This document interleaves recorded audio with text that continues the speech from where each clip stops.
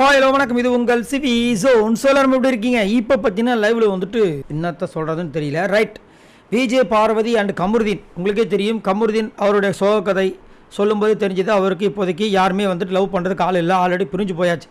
அதேமாதிரி விஜய் பார்வதிக்கு அந்த மாதிரி இருக்கான்னு கேட்டிங்கன்னா அந்த மாதிரி இருக்குது. ஆல்ரெடி வெளியில் வந்து அப்ளிகேஷன் போட்டு வந்திருக்கேன், ரிசல்ட்டுக்காக வெயிட் பண்ணிட்டு இருக்கேன்னு சொல்லியிருந்தாங்க. அது மட்டும் இல்லாமல் ஆல்ரெடி போன வாரமோ அதுக்கு முந்தின வாரமோ தான் காலையில் ஒரு டாஸ்க் அவங்களுக்குள்ளேயே வச்சுக்கிட்டு மார்க் போடும்போது கமருதீனுக்கு இவங்க அதிகமான மார்க்கும் அவர் இவங்களுக்கு அதிகமான மார்க்கும் போட்டாங்க. என்னோட எக்ஸ் மாதிரியே இருக்காங்கன்னு சொல்லிட்டு கமருதீன் அங்கேயே ஒரு பிட்டை போட்டிருப்பார். இப்போ பார்த்தீங்கன்னா அது எல்லை மீறி ஜெயிலை மீறி போயிட்டுருக்கு. ரெண்டு பேரும் ஒன்றா வேறு படுத்துட்டு இருந்தாங்க. அதை பார்க்கும்போது சரி, அது ஒன்றும் சொல்ல முடியாது. ஆனால் அந்த டைம் வந்துட்டு நம்ம வினோத் உள்ளே வந்தார். உள்ளே வந்துட்டு நிறைய விஷயங்கள் பேசிகிட்டு இருந்தாங்க, பாட்டு பாடிட்டு இருந்தாங்க. அப்புறமா திடீர்னு நீங்கள் ஏன் ரெண்டு பேரும் கல்யாணம் பண்ணிக்கூடாதுன்ட்டார். ரெண்டு பேருமே சிரிக்கிறாங்க. இல்லை, நீயும் நல்ல மீடியாவில் பெரிய ஆளாக இருக்க, அவனும் நல்ல ஒரு பெரிய ஆளாக இருக்கான், ஏன் ரெண்டு பேருமே கல்யாணம் பண்ணிக்கூடாதுன்ட்டார். ரெண்டு பேரும் சிரிக்கிறாங்க. அப்புறம் கமருதீன் ஒரு லுக் விட்டார். அதிலே தெரிஞ்சு போச்சு, ரைட்ரா விஜய் பார்வதி அவர் கல்யாணம் பண்ணிக்க மாட்டார் அப்படின்ட்டு.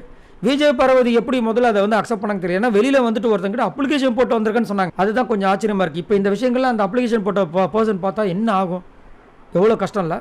ரைட், இப்போ வந்து அவர் என்ன சொல்கிறாருன்னா, இல்லை நாங்கள் எப்படி கனெக்ட் ஆனோன்னா இவங்க பார்க்கறதுக்கு என்னுடைய எக்ஸ் மாதிரியே இருந்தாங்களா, அதனால தான் கனெக்ட் ஆகிட்டோம் அப்படின்னு சிரிச்சுட்டே சொல்கிறாரு. அதுக்கு அவங்க வந்து இவன் அந்த விஷயத்துக்குலாம் சரிப்பட்டு வரமாட்டான் அப்படின்றாங்க. ஆனால் ரெண்டு பேரும் லவர்ஸ் மாதிரி தான் பேசிக்கிறாங்க. நிறைய டபுள் மீனிங் ஜோக்ஸு எக்கச்சக்கமாக வந்து பரிமாறிக்கிறாங்க. இது எங்கே போய் முடிய போது தெரியல.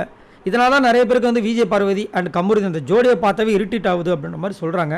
இது அவங்களோட தனிப்பட்ட விஷயம்தான், இது அந்த பர்சனலில் நம்ம தலையிட முடியாது. ஆனால் இந்த மாதிரி சோஷியல் மீடியாவில் வந்துட்டு இந்த மாதிரி பண்ணும்போது கண்டிப்பாக வந்து இந்த மாதிரி நிறைய கொஷின்ஸ்லாம் வரும். சரி, இதை பற்றி உங்களோட கருத்துக்களை சொல்லுங்கள்.